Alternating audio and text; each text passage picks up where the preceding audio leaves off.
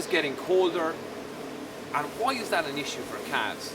Well, if we start at the very beginning, we look at calves, particularly dairy calves when they're born, and depending on some breeds, the amount of fat cover they have versus the surface area of their body is quite small, meaning that they need more nutrition to begin with. And if we look at Jersey cows, why is their solids higher than other cows? It's because of the calf, particularly fat, and that becomes important when you look at milk replacer.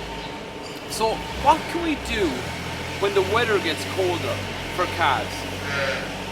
Obviously I'm lying in the bed of straw here, or kneeling in the bed of straw. That becomes a really important part of the story, because straw, even I can feel it here, it's where a calf is lying down. It's a fantastic insulator.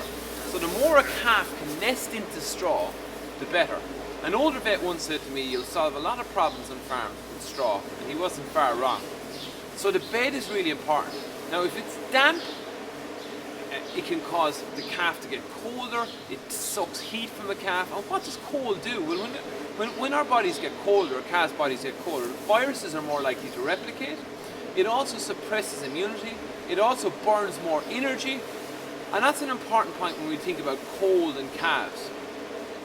That energy is really important. So how can we address that at cold times? And it's quite simple. We feed calves more milk. Now I would say that a calf should be on a minimum, if it's whole milk, of 3 litres twice a day, a dairy calf. And I would put them onto that quite fast. And I would even say you could increase that.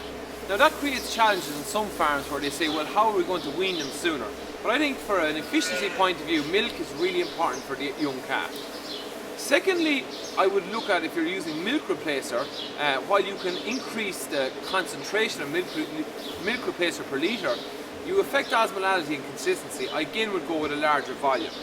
So more milk feeding means keeping that energy levels up, that metabolism up. So it's a very good thing to do when it gets cold. So more milk feeding, and I'll give you a general rule. The calf's lower critical temperature is 10 degrees, meaning below 10 degrees they're working hard, burning energy to stay warm. So every degree below 10 you can increase the feeding by 2%. But at freezing we should increase the feeding by about 20% in calves. So that's bringing a calf that's on 3 litres twice a day, maybe up to 3.5 or 4 litres twice a day.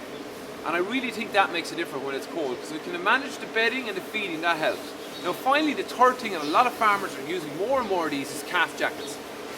Why do they work? Well, calf jackets work because, again, they provide an extra layer of insulation in calves. They allow cold sheds, like a day like today, cold sheds, calves to stay warm.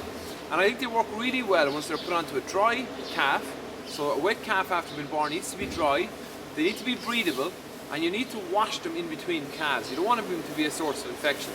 So that's 3 simple things I think we can do around at the time of cold. Straw in itself, more straw, so you add straw in and add 50% more, that's my straw rule. Feed more milk at colder times, and finally calf jackets. Calf jackets are an excellent way of managing particularly dairy calves. At cold times, it causes massive effects on the calf. If we can manage cold better, we do a better job on our calves.